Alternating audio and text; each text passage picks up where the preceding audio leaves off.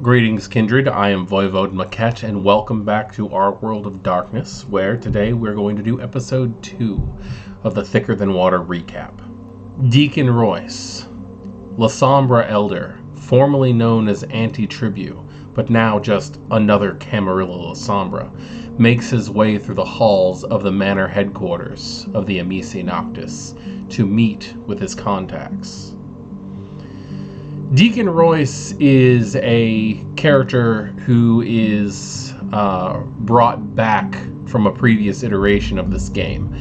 I'm very happy that its player, Gwen Alverson, decided to bring Deacon back in because he had such a richness to the story.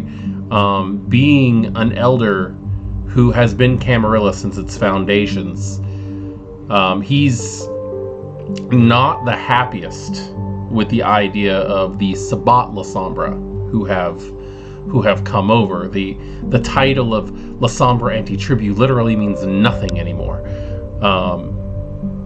So he's got his own issues to deal with. However, a few weeks before I started doing the recap, there was an event in the game where multiple vampires, Dawn Rose, Sam Heron, Damien Hargrave, and a few others were all in attendance. When they woke up that night, they woke up in one of the main halls of the Elysium at a huge set banquet table with silver goblets of blood in front of them. Blood that smelled entirely intoxicating and aromatic and very hard to resist. When the vampires drank the blood, it didn't really do much for them, but they could tell it was much more powerful than human. They assumed it was vampiric vitae because of the potency of it, but the taste, it was altered, it was spiced. If anyone tried to leave the Elysium through the front doors, heading off into the Benson Hotel proper, they found themselves sitting back at the table again with the goblet completely filled with blood. This was a very confusing night. They couldn't leave. They couldn't find out anything to do. When they did find someone using special sights, he completely ignored them. It was almost like an echo of someone who was waiting on tables and serving its masters. After a time, they did, however, find that in a library, in the room that typically the food is kept for Elysiums, the place where volunteers are held to be drained, they did find an unconscious vampire, a torpid vampire, laying out sprawled on the floor. It turned out to be another La Sombra that Dawn and Sam know by the name of Noah Masters. Noah Masters is part of their original coterie from Sun City, Florida, and shortly before they decided to pick up and move cross-country to Portland, Oregon, he disappeared. No one exactly knows what happened. He went into his haven one day, and the next morning, or the next evening, was not there anymore. Searching throughout the Elysium, they were able to find several portraits of city members, the Higher Council and the Primogen. Going into what is typically the prince's office, they found a fire lit. Dousing the fire and digging through the ashes, they were able to find the remnants of Kindred that had been burned within the fireplace. Needless to say, this caused many uneasy feelings about the government body of Kindred Society within Portland, Oregon. On an attempt to break out of this 6-story high building, they shattered a window by throwing a vase through it.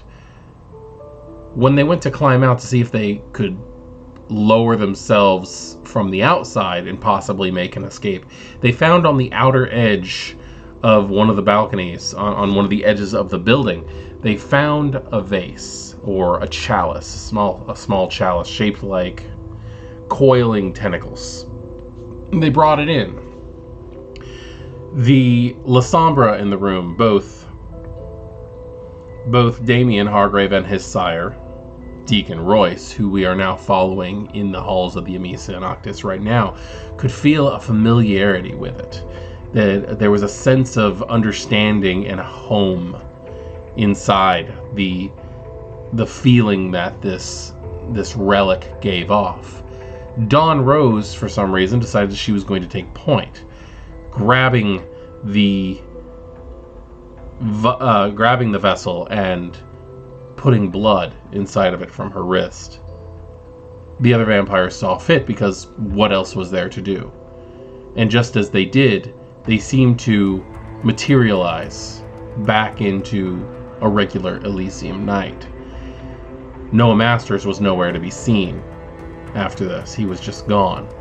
The Kindred quickly left, Dawn Rose and Sam Heron keeping the vessel which came through the other side with them.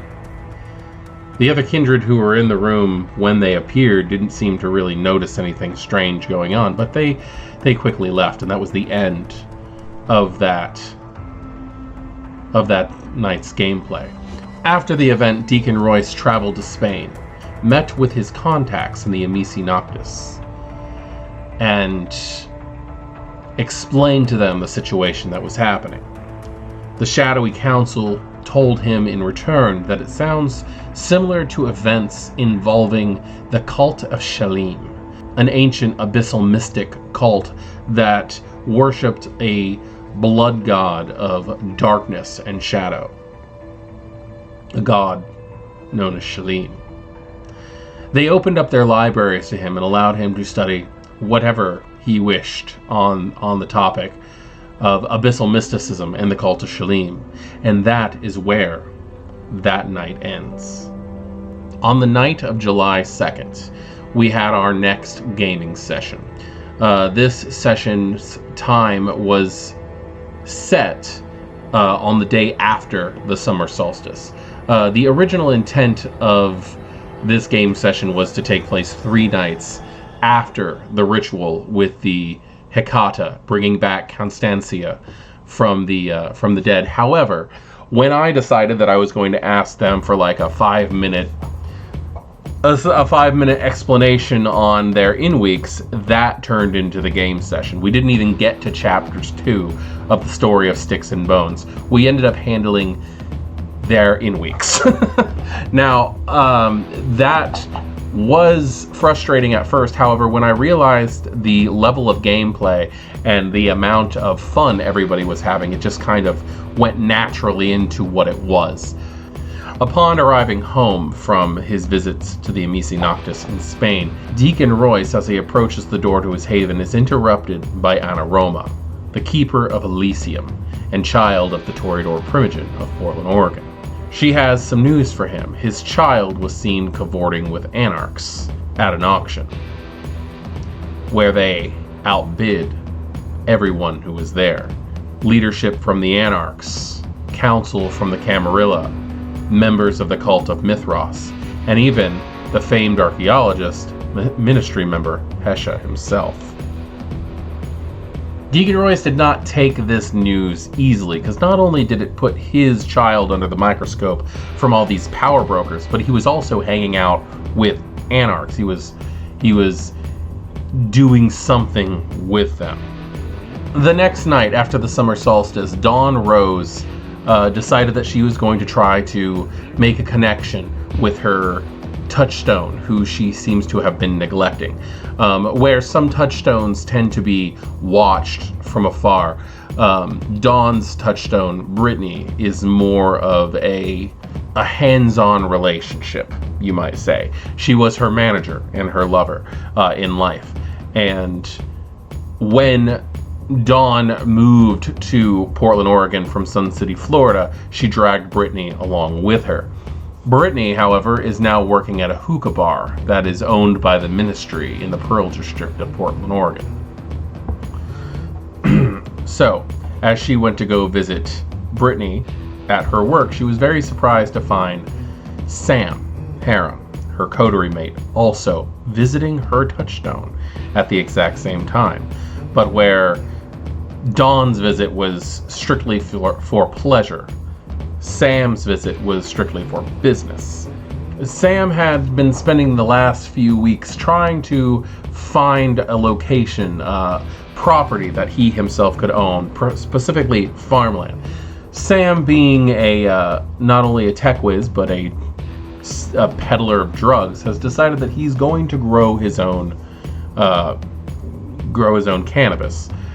So a large acreage of land was needed. He went and struck up the bargain of, I will pay you an exorbitant amount of cash if you go during the day and handle this meeting that I have set up to buy this property. She did not see a reason not to, and when Sam went to go get the cash, he was unfortunately interrupted from a phone call, which we will get to in just a moment. Across town from the Pearl District, in the main downtown area where we have the Benson Hotel, where the Prime Elysium is being set, other things were occurring. In a brightly lit, mirrored-walled bar of the Benson Hotel, several power players in the city, Anton Dracon, the Seneschal, his wife and child, the Ventru Primogen Rose Dracon, and Anaroma, the Keeper of Elysium, child of the Toreador Primogen, was waiting for Deacon Royce to arrive to an invitation to discuss the situation that was going on, considering his child's interaction with the Anarch community, when in walks Damien Hargrave to assess who might be in the bar. The light is harsh, but it's not causing any pain to him. And the fact that there are mirrors around just causes him a slight amount of nervousness due to the amount of humans that are in the room as well. He goes to the bar and orders a drink. He interacts with that council for a few minutes, making sure his presence is known, and then leaves to meet up with Tinia Jabbar. They had planned to go up to the 5th floor to ransack the room of Gunther Hildebrandt, the supposed hunter, to find whatever evidence they could find and to claim whatever weapons they could have. They were basically trying to protect the masquerade, but also to make sure that what they have been doing was for the right reasons. They used his key card, which they stole off the body, to get to the 5th floor, which was, strangely, you needed a key card in the elevator to get there. He was staying in room 511, but when they got there, they had realized that there were, in fact, hidden inside the air vents, security cameras. Not exactly knowing how to handle the situation themselves, this is when that group decided that they were going to call Sam Heron, who was just leaving his meeting with Brittany. Upon his arrival, he was able to decide that they needed an RF reader, a device to help them read where the radio frequencies were actually going and to see if they could block or intercept in any fashion. Sam had no RF reader. Who would have that? But too bad he did not have one. However, at that point in time, his phone decided to go off. And strangely, an app on his phone, an RF reader, was waiting. Someone was, again, just helping him out in technological needs. They were able to quickly use the device to scramble the reception of the cameras, making it so that no one would be able to see exactly what was going on there. A few people loitering in the hallways was not going to cause any problem. At which point, Damien Hargrave decided to leave. After he left, however, Deacon Royce arrives to his meeting. At which point, however, the game had changed. First, there was berating. Deacon Royce was very uncomfortable being inside this brightly lit room with mirrors surrounding. He already didn't have a very good relationship with the Seneschal or the group of Kindred that were there. Brant Wilkinson, the Nosferatu Primogen, had also arrived on site for the gossip to spread like wildflower within the Nosferatu community, and then, obviously, to the rest of the Camarilla. However, while they were there, Anton knew that the security feed to the 5th floor was interrupted just after Damien left the building. His desire to be seen and to give himself an alibi was not very well thought out. The little group, which we've affectionately begun calling the Mean Girls table, in the bar, gave Deacon Royce a key to the 5th floor to Gunther Hildebrandt's room, where he wrote it up. He took the elevator up as Tinia and Sam were now tossing the room. Within the room, however, they just found the TV on, a news channel open, a small amount of brandy sitting in a glass abandoned on the table, work papers, a briefcase. In the safe, which Tinia was able to crack after a few tries, they found more papers in German in a small box, small wooden carved box. But just as Tinia opened the safe, Deacon Royce opened the door to Gunther Hildebrandt's room, where he found the chain stopping him from opening. Sam yelled, "Get out of here, you little pervert, or I'm going to slap you silly," quoting Home Alone 2, Lost in New York. Not appreciating being spoken to like that, and also recognizing the young Bruja's voice, Deacon Royce used his strength to open the door, splintering wood and bending metal. Strangely enough, he didn't see his child in there, and the two young anarchs explained the situation, that they had been ransacking a hunter's room that the Camarilla seemed to be supporting and allowing to work in the city, at which point they left. Deacon Royce was able to get a hold of Damien Hargrave, take him into a private room, where Damien, again also, explained the situation of everything that was going on. He also explained what he was getting from the Hecata for all the work that he was doing from them. Not only was he getting paid for this escort mission that he has with the Asanos, but also Clan Hecata, as he explained, the Giovanni, were going to be teaching him a ritual of his choosing for their own personal brand of oblivion. Sam then continued on his way to get the money to bring to Brittany, and then his night was concluded. Tinia, also, her night was concluded, and Dawn stayed with Brittany until the next night. On the next night, after sunset, Dawn arose, remembering movement during the day that she couldn't react to. She remembered Brittany coming and going throughout the day. Brittany is in on the secret. Brittany knows there's no masquerade for her. Brittany had done her job. She had gone to the meetings that Sam had set for her. She had taken the money. She had purchased the property. She had also had enough money to force it a little bit through. She contacted Sam during the day, letting him know in text form that when he woke up, that he should come to the hookah bar and receive his paperwork. Tinia and Damien both spent the day in their 4th floor havens at the Benson Hotel, just below where the hunter was staying, and on the same room as the Asanos, which strangely were not there. But the Asanos were said to have their hands full with the merging of the families from the Giovanni to the Hecata. Now on this night, each of our kindred had something to do that was very, very important. Deacon Royce was settling in to returning to the city from Spain. Dawn and Sam were going to the hookah bar to complete business with Brittany, which was relatively fast. However, Brittany did decide that she would help Sam out. One other thing, help keep manage the property for what it was if she herself was allowed to have 1 acre to herself. Brittany is a very smart businesswoman and is going to continue to grow in this fashion, I believe. I'm excited. I enjoy playing Brittany. I know I don't look like a Brittany, but she's a fun NPC. Tinia, on the other hand, had decided to go speak with Mother Anya of the Giovanni. Or, as we can just say, the Hecata now.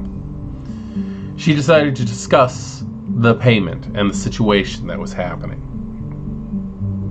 As Mother Anya was putting her mind at ease, Damien walks in as well, explaining that he would like to get a jump on practicing the ritual that he has chosen, which is Summon Spirit, a level 1 Hecata Oblivion ritual.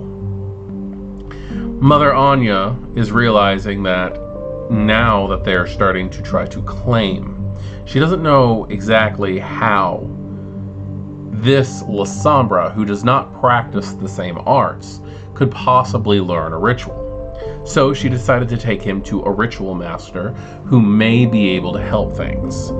Martin Luther Black, a member of the Hecata, who once was a harbinger of skulls for the Sabbat. Martin was a strange individual. He wasn't exactly ancient. He was a newly embraced who just loved the lifestyle. And now that he was working hand in hand with the Cappadocians, his life was wonderful for as much as it could be. Being a strict follower of the path of death and the soul, he was interested in trying anything when it came to experimenting with death, and teaching someone who should not know the rituals could have interesting, fun consequences. And that is what Mother Anya had decided to take advantage of. Introducing Damien to this twisted, thin monster, Martin Luther Black paints an interesting picture. He is uncomfortably thin. His bones, you could say he's just a skeleton wrapped in skin. He wears a white birch mask, a hoodie, and a loose-fitting pair of black slacks. Now, everything he wears is oversized because he's just too thin to fit into anything properly.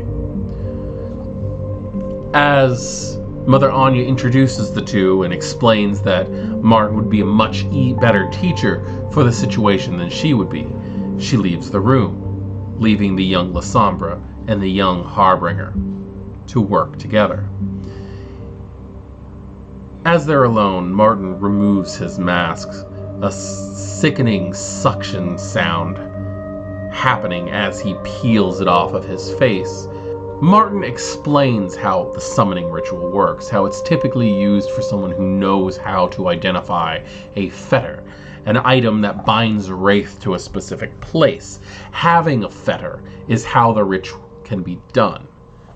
That is when he decided to show him how to do the ritual.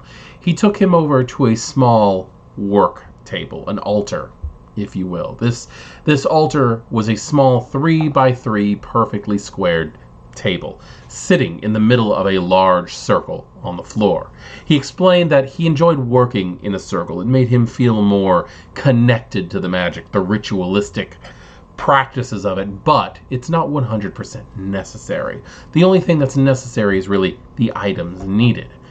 From there, he took a skull and put it on the table, along with two hands laid over each other, mimicking a strange little skull and crossbones. He lit some incense. He put a candle on the very top of the head, and he lit the wick, bringing over with him a necklace and a photograph. As he chants in a language that Damien could not recognize, he slices his thumb open and, with definite struggle, forces some blood out of the wound and starts to smear it over the necklace, calling out the name of the individual in the photo that he has before him. Doing that, Damien begins to hear a low cry of, "What do you want from me now?" Martin said just to prove a point and ended the ritual, sending the tortured wraith back into the Shadowlands, where he would be left alone until the next time Martin planned to use him. Martin said, "Can you identify a fetter? Do you know how?" Damien said no. Martin wanted to know what would happen if he just gave him a fetter. Maybe a fetter that did not work for him the way that he wanted it to. So he grabbed a ring and a photo and a name written on that photo by the name of Andrew Cooper. Damien repeated the steps, and as he did, Martin stepped back. Damien continued the ritual, and Martin stepped back. And just as Damien was placing blood over the ring, Martin had left the room, just staying within sight. As Damien called out the name, this twisted, shadowy figure with burning red eyes calls out from the corner in a graspy, gravelly voice, "What?" Obviously did not want to be bothered. Damien said, "How did you die?" And it said, "I don't know." For some reason at that point, Damien asked, "What is your name?" Even though he used the name in the calling.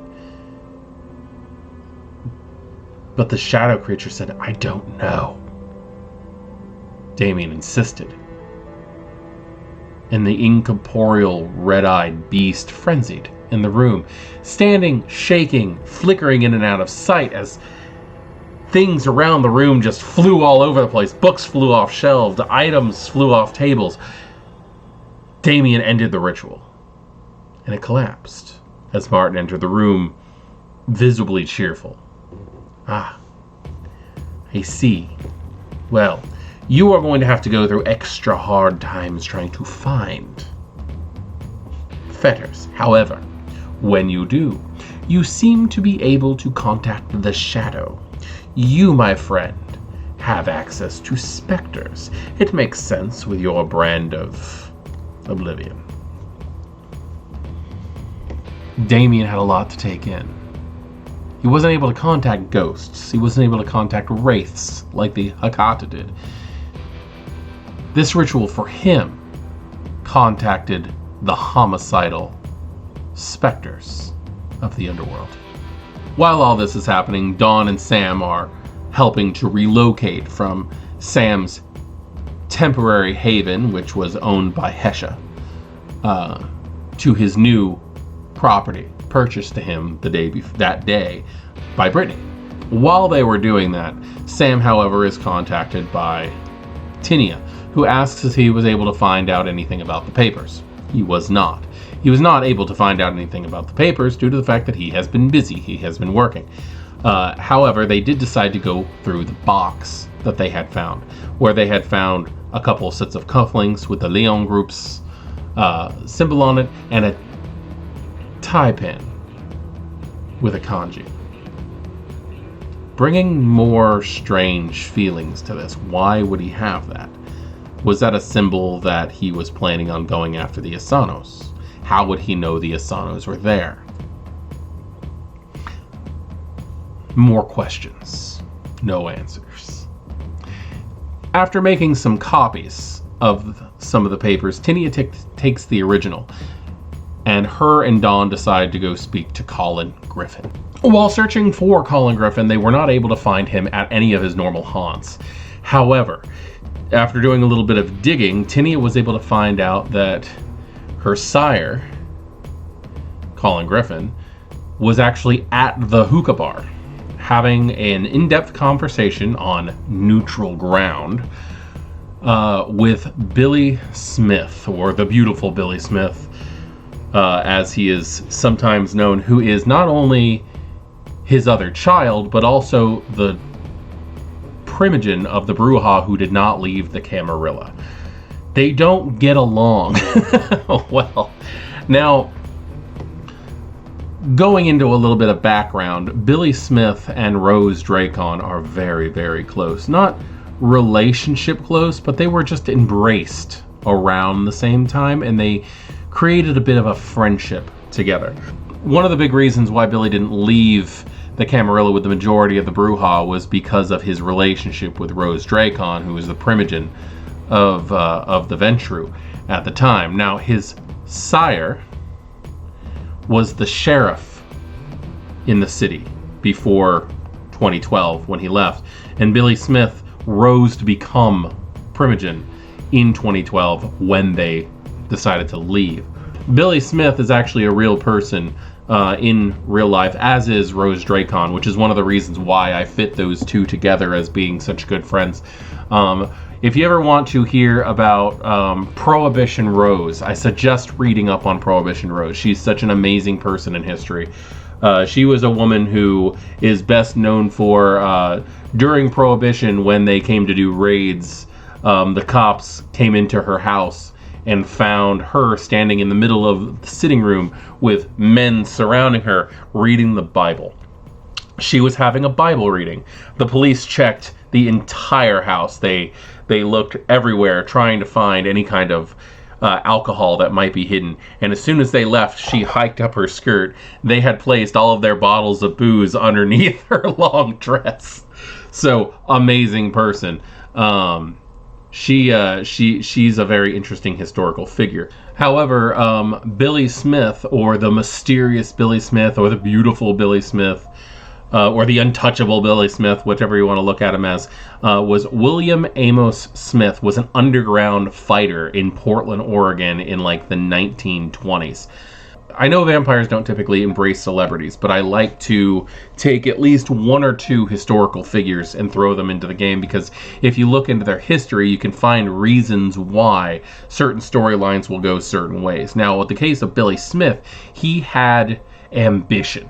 And his ambition now is to become Prince of the City. He hates Merrick and everything that he stands for. He finds them to be too soft on the Anarchs, and his first declaration is to completely clean the slate of Anarch, including his sire and his broodmates that slipped over to the Anarchs in 2012 after the Convention of Prague. Now, as Tinia enters the hookah bar with Dawn following her in Obfuscate, she walks right past the booth that the two Brujah leaders are having in their little confab in. The bar is completely empty, except for Brittany, who's sitting at the bar, counting money and doing paperwork. The two Brujah, who are sitting on one side, and Hesha, the ministry member, who is sitting on the other side of the bar with a hookah, what looks like a cup of tea, and reading a book. The conversation that is happening is in hushed tones, but it's very obvious to tell that Hesha is in fact listening in on the situation. While the conversation is going, Dawn decides to sneak right up on there and just listen in on everything that's going on, while Tinia takes a seat at the bar and does her best to try to hear. And with some amazing rolls, is actually able to pick up pretty much every damn thing in the conversation. The conversation is on the standing of Clan Brujah in the city. Colin Griffin doesn't want the clan to seem shattered or broken in any fashion, and he's trying to talk his child into joining back with the Anarchs where he belongs. All the Brujah belong in the Anarchs, so says Colin Griffin, the former sheriff of the Portland, Oregon Camarilla. However, Billy calls him small-minded and stupid, and says that he needs to get his head out of his ass and stop following some expletive-deleted individual who he doesn't even know into jumping ship simply because he's popular. Now, with the fighting going back and forth and temperatures rising, eventually Tinia decides that it's time to interrupt this thing. And as she goes over there and starts throwing insults, Hesha decides that this is the point where three Brujah are having an argument, and it's probably not a good idea for him to be there. So at an opportune time, he slips out the door. After hearing enough of the argument, Tinia decides that she's just heard enough, and she's going to go and throw her 2 cents in. And what she does is she throws the paperwork that she took from Sam down on the table and said, here's your proof that the Camarilla is failing, that the Camarilla Prince is allowing a hunter to work in Portland, Oregon, killing off Anarchs and Giovanni without thinking about any consequences. Billy Smith looks through the paperwork and it just admits that he doesn't speak German. So does she, and what does it say? Do you have a translated version of this? And she says no, she does not, but they're working on it. Billy says, well, if Merrick is doing anything about this, then this only works well on his personal agenda, and eventually he'll dethrone the Ventru. And he takes the papers and leaves. Tinia sits at the table and they have a discussion concerning the hunter, the auction, the raising of the ancient for the Giovanni, and also the reuniting of the Cappadocians and the Giovanni into one consolidated family as this family reunion is unfolding around all of them. Not exactly understanding how deep and far it can go, but she explains everything that she can to her sire, who then starts to panic over the situation. If the Giovanni are starting to consolidate their power with this group of people that everybody thought has been dead for 500 years, what exactly else could be happening from this? While this is happening, Dawn is using her powers of perceptional manipulation, we'll say, to cause on the chalk menu boards above the bar to say, shut the fuck up, to Tinia over and over again. Keep your mouth shut, you're saying too much. But Tinia has a trust with her sire. They understand each other, they get along. Tinia's not going to hold anything back. At which point, Dawn decides to throw another power out that she has. Silence of death. Obfuscate. With his mind racing and just assuming that this power is most common, not only do the Banu Hakim have it, but mostly the Banu Hakim have it. He pulls a pen out of his pocket, grabs a napkin, and writes a single word down and holds it up to Tinia as he eyes the door, insisting that she leave with everything that's going on. Assamite. And he eyes the door. In a blur of speed, Tinia invokes her celerity and she's out the door. Colin Griffin pulls out his gun. It's Dragon's Breath, Ralphus pistol. He looks around, trying his hardest to pierce and obfuscate that he has no skill in doing. As he moves through the hookah bar slowly towards the back room where he had suggested earlier when the conversation was heating up that Brittany go check the kegs. And he's moving closer and closer to somebody else's touchstone who happens to be in the room and getting nervous over this terrifying Bruja who has a gun that she can't quite recognize. Moving closer and closer to her human. Again, using her powers of perception manipulation one more time, Colin Griffin hears the front door, open and shut quickly. And in a celerity action himself is out the door. Things calm down. People are going on their own way. And that is where we ended the night. A lot of interesting things happened, and this wasn't even a chapter. We didn't even get to the next chapter of this. The Styx and Stones layout in Cults of the Blood Gods states that it's going to take about 10 to 15 hours to complete. But I see this actually being a little bit longer, especially considering the fact that if we count the last game session as the first game session in this storyline, we are already on about 9 hours. And we haven't even gotten to chapter 2, which I'm massively excited about. This will continue, and I'm excited to share with you guys. And this is definitely helping me to remember what I need to know for game sessions. I am watching these myself the day of game to remind me where I am. But the story of this coterie, this strange coterie of Tinia and Dawn and Sam and Damien, who's gotten mixed up in this whole thing, now having Damien's sire, Deacon Royce, join in on this whole unruly situation is just, it's causing me so much hope to see this game flourish into something. We may very well, at some point in time, invite more people, but the 5 players that I have now are just so entertaining with what's going on. Thank you for joining me with this description of what's been going on in my chronicle, Thicker Than Water.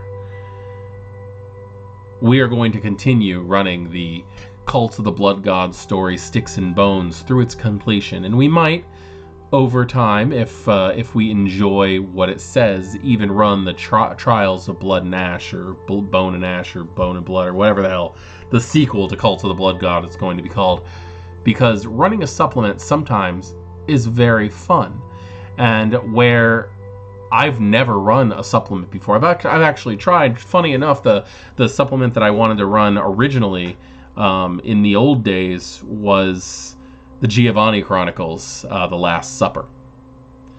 But unfortunately, it didn't work out very well due to player situations and the fact that I was just dead set on we're running a fucking LARP. I'm enjoying my tabletop experience.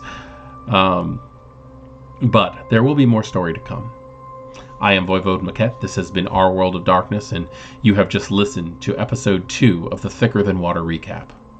Good evening.